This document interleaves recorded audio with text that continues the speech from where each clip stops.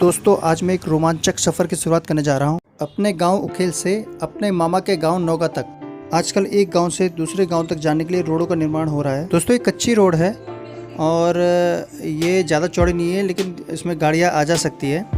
और हमारा जो गाँव है वो इस रोड के नीचे की तरफ है।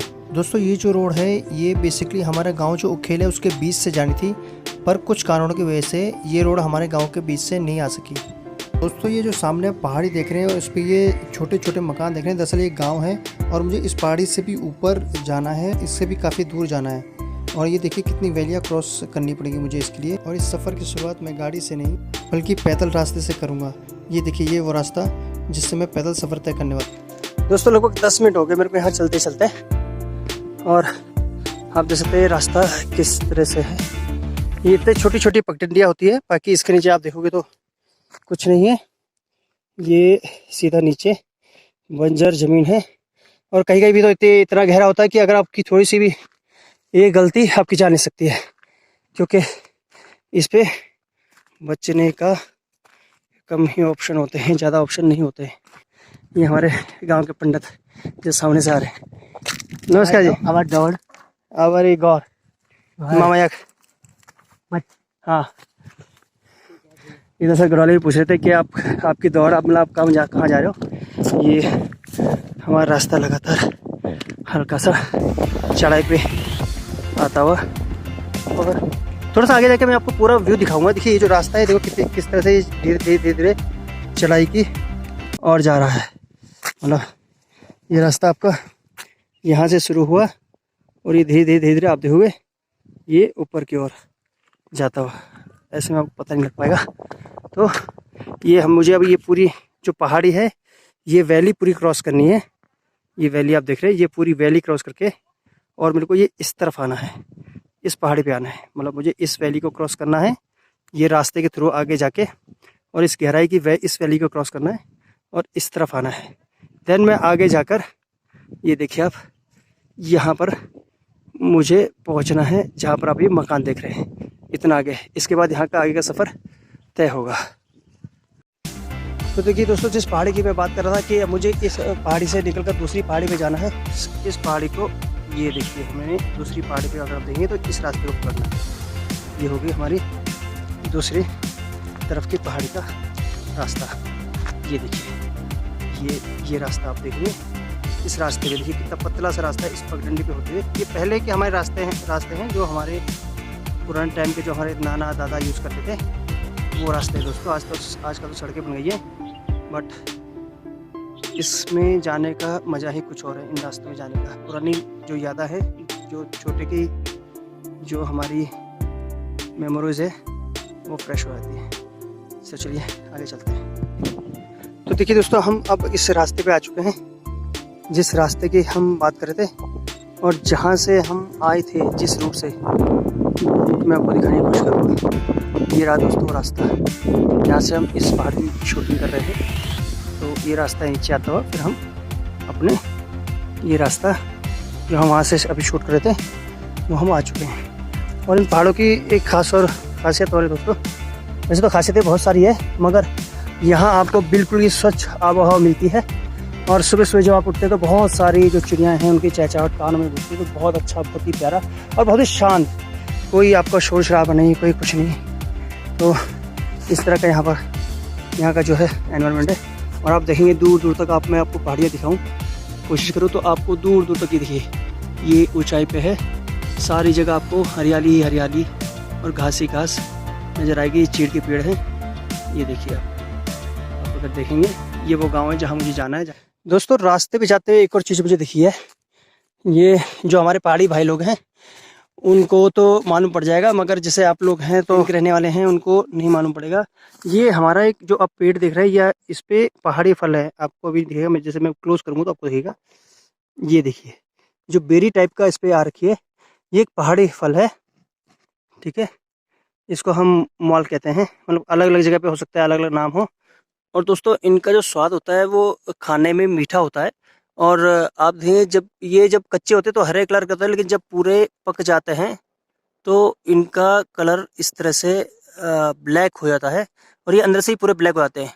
और ये खाने बहुत ही मीठे होते हैं। इन्हें कोई उगाता नहीं है दोस्तों, ये जंगली फल है। दरअसल ये आपको पूरे जंगलों में ऐसे ही मिल जाएंगे। तो पहले जो लोग जंगल में जाते थे तो वो इसी को खा के कई बार जब खाना नहीं होता तो अपना पेट भरते थे। तो ये है, मैं आपको इसको तोड़ के अभी दिखाता हूँ। 1 मिनट है, 1 सेकेंड है, मैं आपको इसको तोड़ के दिखा देता हूँ। तो देखिए दोस्तों, ये वो फल है जो पूरी तरह से ब्लैक कलर का होता है। देखिए आप देख सकते हैं, ये देखिए, ये मेरे हाथ थोड़ा गंदे हो गए हैं क्योंकि पेड़ को खींचा मैंने, तो इस वजह से। और ये देखिए, अब मैं आपको इसको सामने से दिखाता हूँ। ये देखिए, ये बेरीज टाइप का होता है, ये पूरा तरह से अंदर से आप इसको देखना, ये देखिए, ये देखो पूरा ब्लैक होता है, बट ये खाने में बहुत ही मीठा होता है। ये लगने में थोड़ा अजीब सा लग सकता है, लेकिन इसका स्वाद बहुत ही ज़्यादा मीठा होता है। चलिए अब इसके साथ साथ आगे का सफ़र तय करते हैं इसको खाते हुए। वाकई में दोस्तों बहुत ही ज़्यादा मीठा है, बहुत ही ज़्यादा। ये देखिए, ये भी हमारा एक पेड़ है जिसमें दूसरे फल आते हैं, उसको हम केसर कहते हैं। दरअसल ये गर्मियों के टाइम का है। इसको देखेंगे आप, पूरी कांटेदार है, पूरे ही कांटे कांटे आपको इस पेड़ में दिखेंगे। अगर इसके जो फल है वो गर्मियों के टाइम के हैं, इस टाइम नहीं आते। ये भी जंगली फल है, इसको कोई उगाता नहीं है। हाँ, लेकिन फॉरेस्ट में इसकी खेती होती है, जंगल फ्रूट्स के नाम से इसको खेती करते हैं। और ये देखिए, ये एक और पेड़ है जो जिसमें भी जंगली फल आते हैं। इसको करौंदा कहते हैं। हो सकता है अलग अलग जगह पर इसको अलग अलग नाम से जाना जाता हो। ये टहनी देखिए आप, इसमें जो फल आता है पहले हल्का सा बेरी टाइप का होता है, हरा ग्रीन कलर का होता है, उसके बाद वो रेड होता है, फिर ब्लैक होता है। ये भी बहुत मीठा होता है इसमें फल। तो हमारे पहाड़ी में ना, तो ज़्यादातर आपको जंगली फ्रूट्स की भरमार मिलेगी, जिसे कोई उगाता तो नहीं है, लेकिन खाने में बहुत ही टेस्टी और बहुत ही रसीले होते हैं। तो ये हमारे पहाड़ की खासियत है कि हमारे पास जो ज़्यादातर फ्रूट्स है वो जंगली हैं और बहुत ही मीठे हैं। और इसमें एक बात और है कि इन जंगली फ्रूट का स्वाद केवल हम इंसान लेते हैं, जानवर भी लेते हैं, और जानवर भी इनके बहुत शौकीन होते हैं। तो यहाँ पर आप देख सकते हैं कि जानवर का डर भी बहुत होता है। ज़्यादातर भालू का, हम यहाँ पर रिच कहते हैं उसको, रिक, ज़्यादातर भालू का डर होता है, क्योंकि भालू को फ्रूट्स बहुत पसंद होते हैं। और इसी के लिए ही वो इन पहाड़ियों पे आता है और यहाँ पर आकर पेड़ों पे जंगली फ्रूट्स खाता है। और जब जंगली फ्रूट्स होते हैं तो उस टाइम में सबसे ज़्यादा खतरा इंसानों को ही होता है, क्योंकि भालुओं का अक्सर इन पहाड़ी एरिया में आमना सामना होता है। और आप देख सकते हैं यहाँ पर कोई भी दूर दूर तक कोई भी नज़र नहीं आ रहा मेरे अलावा। ये सबसे खतरनाक स्थिति होती है जब हम पहाड़ी सफ़र करते हैं। और आप इस रास्ते को भी देख सकते हैं कि कितना पतला ये रास्ता है। सिर्फ एक ही इंसान चल सकता है इस पगडंडी पे, सिर्फ एक इंसान। बाकी ये खेत कभी लहलाते थे, आज बंजर हो चुके हैं, क्योंकि सारे लोगों का शहरीकरण हो चुका है। सारे लोग, हमारे गांव के लोग या हमारे पहाड़ों के लोग शहरों में जा चुके हैं अलग अलग जगहों से। ये देखिए, कोई इंसान आपको यहाँ नज़र नहीं आएगा, और अगर कहीं दिखेगा भी तो बहुत छोटी सी। ये देखिए, ये स्कूल है, सिर्फ एक स्कूल है पूरे गांव में। यहाँ भी बच्चे बहुत दूर दूर से पढ़ने के लिए आते हैं। बहुत लंबा सफ़र उन्हें ऐसे ही तय करना पड़ता है। ये देखिए, और ये सड़क है, अगर मैं गाड़ी मोटर मार्ग से जाता ये हमारा सड़क है दोस्तों, जो हमारे गांव की तरफ जाती है, मामाई गांव की तरफ। बट मैंने पैदल जाने का निर्णय लिया, क्योंकि बहुत साल हो गए थे, मैं पैदल कभी गया नहीं हूँ। तो ये यहाँ जाना है। अभी भी देखिए, ये काफ़ी दूर है, दिखने में पास लगता है दोस्तों पहाड़ी मार्ग रास्ता, लेकिन होता बहुत दूर है। अभी इन पहाड़ियों की गहराई में मुझे आना है। इन गहराई से निकलते हुए, इन पहाड़ियों की गहराई से निकलते हुए मुझे ये पूरा रास्ता तय करना है। एक और चीज़ बता दूँ दोस्तों, हमारे इन पूरे पहाड़ों पे आपको ये चीड़ के पेड़ बहुत नज़र आएंगे। ये देखिए, ये चीड़ के पेड़ आपको ये पूरी पहाड़ियों पे ही नज़र आएंगे। ये सीधा खड़ी पहाड़ी है जो ऊपर की तरफ जा रही है। ये देखिए, इनकी एक खासियत है दोस्तों।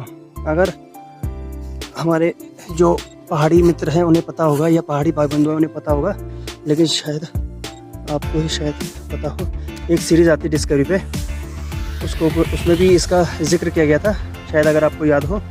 तो इनकी जो पत्तियाँ होती हैं, ये इनमें पूरी तरह से विटामिन सी से भरी हुई होती है। अगर कोई इन्हें ऐसे करके चबाता है दोस्तों, तो बहुत ही खट्टी होती है, और आपको भरपूर मात्रा में इसके अंदर विटामिन सी मिलेगा। तो मैं थोड़ा सा इसके मुंह में रख लेता हूँ दोस्तों। कभी आपका सफ़र में चलते हुए मुँह सूख रहा हो और आपके आसपास पानी ना हो, और आपको प्यास बहुत तेज़ लगी हो तो आप इन चीड़ की पत्तियों का सहारा ले सकते हैं, क्योंकि इनमें भरपूर मात्रा में विटामिन सी होता है, जिसकी वजह से इसको चबाने पर आपके मुंह में ऑटोमेटिकली पानी आ जाएगा और पानी की कमी से जो आपका गला सूख रहा है उसमें कुछ राहत मिलेगी। दोस्तों हम आ गए हैं एक और पहाड़ी की तरफ, क्योंकि हमें एक और पहाड़ी अभी क्रॉस करनी है। ये देखिए कितना छोटा सा ये रास्ता है और आप देख सकते हो, ये देखिए सिर्फ एक आदमी चलने की जगह है। आप मेरे शूज से अंदाजा ला सकते हो कि ये आपकी गहराई है, ये आपकी दीवार आ गई पहाड़ी, और ये आपसे एक भी गति आपको इस पहाड़ी में धकेल सकती है और आपका पता भी नहीं चलेगा। चलते चलते यहाँ पर मुझे एक पानी का स्रोत दिखा है, मैं आपको अभी दिखाता हूँ। दोस्तों ये जल का स्रोत पेड़ों की जड़ों से रिसकर पहाड़ के अंदर से छन कर निकलता है, जो कि बिल्कुल साफ़ होता है। ये नेचुरली मिनरल वाटर होता है, ये बहुत ठंडा होता है। दोस्तों ये देखिए मैं दिखाने की कोशिश करता हूँ आपको, ये पूरा पेड़ों से जड़ों से रिश्ता हुआ पहाड़ों के अंदर से ये पानी निकल रहा है। ये देखिए आप। अभी हम इस पानी को पियेंगे थोड़ा सा, बहुत ही प्योर पानी है दोस्तों, आप देख सकते हो बिल्कुल, आप देखिए बिल्कुल क्लियर वाटर है। देखो, और बढ़िया बात यह है पहाड़ पेड़ों की जड़ों से आ रहा है, तो ये मिनरल वाटर से भी कई गुना ज़्यादा फ्रेश होता है। दोस्तों जब ये मॉल के जो फल हैं जब कच्चे होते हैं तो कुछ इस तरह से दिखते हैं। ये देखिए मैंने उस टाइम आपको पूरा ब्लैक दिखाया था और ये पूरा ब्राउन है। और आप अगर इसे तोड़ने की कोशिश करेंगे, ये देखिए मैं नाखून गड़ा रहा हूँ, बट ये देखिए नाखून इसके अंदर गड़ नहीं रहा है, ये बहुत ही ठोस होते हैं। लेकिन जैसे आपने वो ब्लैक वाला देखा, जैसे मैंने उसे पुश करा पूरा वो टूट चुका था। हम लगभग गांव के तकरीबन करीब आ गए दोस्तों, 5 से लगभग 10 मिनट में हम वहाँ पहुँच जाएंगे। मैं आपको दिखाता हूँ, देखिए अभी ये काफ़ी दूर पे गाँव, ये जो हम स्टार्टिंग से आपको दिखाते हुए आ रहे हैं, और यहाँ हमें पहुँचना है और हमारा अभी स्टैंड यहाँ पर है। ये देखिए, और जहाँ से हम चले थे उसका व्यू मैं आपको दिखाता हूँ। ये है वो पहाड़ी जहाँ से हम चले थे, और ये रहा, ये वो जगह है जहाँ से मैंने बताया स्कूल। इसके पीछे से आए हम, इससे और पीछे से थे, मगर यहाँ से हमने शूटिंग करनी चालू करी थी। चलिए हमें सफर है। ये देखिए कितना पूरा पहाड़ी नज़र आ रहा है, चारों तरफ पहाड़ियाँ ही पहाड़ी है, कुछ नहीं, कोई इंसान नहीं। एक समय में ये पूरा रास्ता लोगों से भरा हुआ करता था, लोग यहाँ चला करते थे। दोस्तों अभी मैं आ चुका हूँ एक तिराहे पर, मैं आपको दिखाता हूँ। ये जो सड़क है ये वहाँ से आगे आते हुए यहाँ पर भी नीचे से भी एक छोटा शॉर्टकट है ऊपर आने के लिए, लेकिन आपको रोड का रास्ता आना पड़ेगा इसके लिए। तो वो ये रास्ता ऊपर आ रहा है, ये शिव का त्रिशूल है। दोस्तों अब आगे चलते हुए इस पगडंडी पर एक बहुत बड़ा पत्थर है, ये देखिए, ये कहीं से आके यहाँ गिरा हुआ। लेकिन जब हम छोटे थे तो हमें इस पत्थर के बारे में बताया जाता था कि बहुत पहले पुरानी मान्यता के अनुसार एक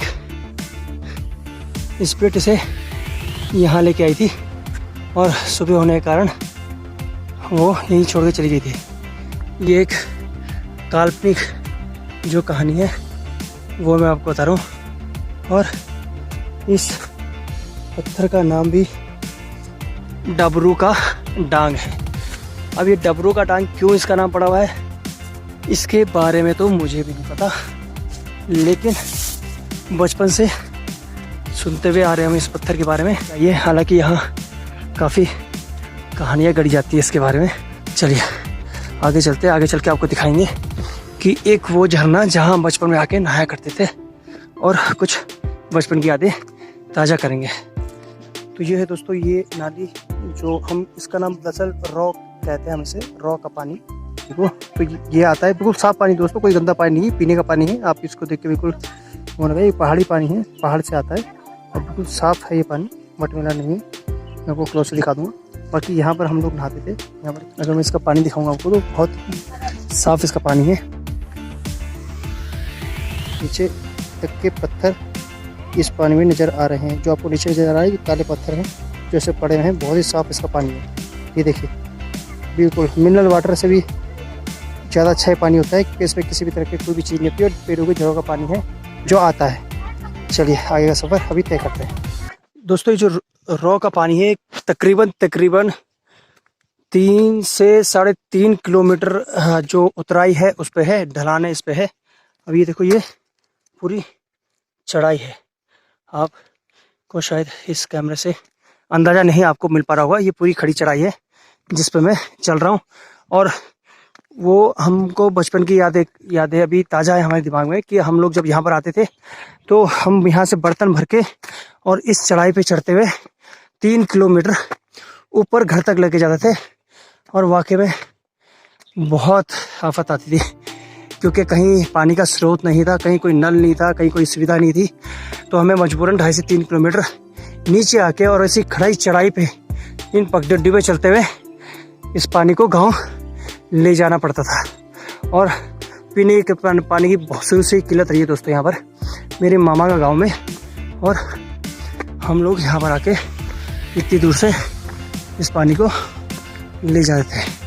चलिए ये वो गांव है दरअसल और मेरे को थोड़ा थोड़ा नज़र आ रहा है जो मैं आपको फ़ोटोज़ जो दूर से मैं आपको दिखा रहा था जिस गांव की, वो ये गांव दिखाई देता हूँ। ये देखिए ये आपको अगर ये देखिए ये वो घर है जो मैं आपको, ये सामने वाली पहाड़ी आप देख रहे हैं, इस पहाड़ी से जो मैं आपको घर कवर कर रहा था वो ये है। तकरीबन 1 घंटे का सफ़र हो चुका है तब जाके मैं यहाँ तक पहुँचा हूँ। आप पहाड़ी रास्तों पे आंकड़ा नहीं कर सकते दोस्तों कि इस पहाड़ी से उस पहाड़ी की डिस्टेंस कितना होगा क्योंकि बीच में कई सारी वैलीज पड़ती हैं।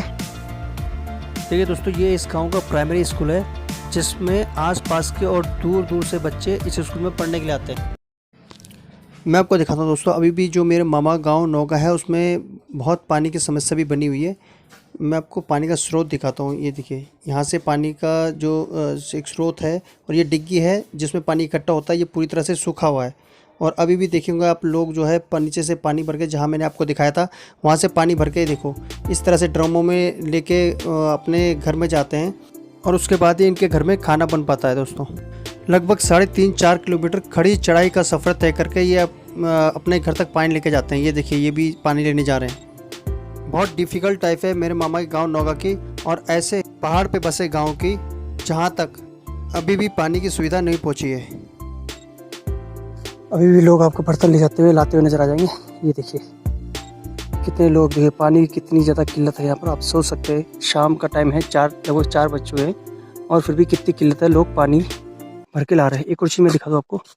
ये देखिए सामने पहाड़ी पे आप देखिए बिल्कुल, ये देखिए बर्फ़ की पहाड़ियाँ।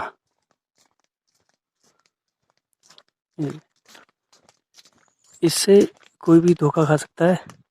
और ये दूसरी बर्फ़ की पहाड़ी जितनी इसके पीछे नज़र आ रही है ये इतनी पास नहीं है। दरअसल इसकी दूरी कम से कम 500 से 600 किलोमीटर हो सकती है क्योंकि पहाड़ियों की दूरी का आकलन करना इतना आसान नहीं होता है। एक और बर्फीली चोटी दिखाता हूँ मैं आपको। ये देखिए आप, मैं क्लोज करूँगा, जूम करूँगा तो आपको दिखाई देगी। देखिए कितना दोस्तों ये पास में नहीं है, ये दरअसल 500-600 किलोमीटर की इसकी दूरी हो सकती है या इससे भी ज़्यादा हो सकती है। इसीलिए पहाड़ों पे अक्सर लोग धोखा खा जाते हैं। जो भी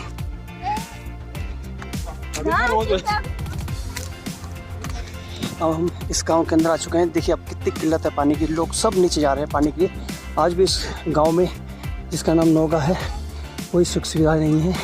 आज भी लोग बहुत दूर से यहाँ वहीं से लगभग उसी दूरी से पानी भर के यहाँ पर लाते हैं। और ये अब मैं गांव के बीच में आ चुका हूँ जो कि मेरे मामा का गाँव है। लगभग थोड़ा और आगे चलने पर उनका घर आ जाएगा, लगभग आधा किलोमीटर और यहाँ से पड़ेगा उनके घर के लिए। अभी हमारे देखिए ये मकान स्टार्ट हो चुके हैं। ये देखिए ये पुरानी कलाकारी देखिए, मैं दिखाता हूँ। ये देखिए पुराने ज़माने में लोग इस तरह की कलाकारियाँ करते थे अपने मकानों में और ये छज्जे बनाते थे। कितनी बुजुर्ग महिलाएं पानी ले जाती हैं। हाँ नाना मामा गौर हाँ चल और सब बढ़िया। हाँ बाबा चल ये देखिए आप देख सकते हैं इतनी ओल्ड एज विद पानी की कितनी मारामारी यहाँ पर है अभी भी। दोस्तों अभी हम अपने मामा के घर पहुंच चुके हैं। इस वीडियो के माध्यम से मैंने आपको इन पहाड़ों की खूबसूरती और इन पहाड़ों पे होने वाले कुछ जंगली मीठे फलों के बारे में आपको बताया गया और इस गांव के लोगों को होने वाली सभी समस्याओं में एक समस्या पानी के बारे में बताया गया है, जिससे आज भी इस गांव के लोग जूझ रहे हैं। और मुझे उम्मीद है इस क्षेत्र गांव के अधिकारियों से और यहां से जीते हुए प्रत्याशियों से कि वह जल्द ही इस पानी की समस्या का समाधान करेंगे। इस वीडियो को देखने के लिए आपका बहुत बहुत धन्यवाद।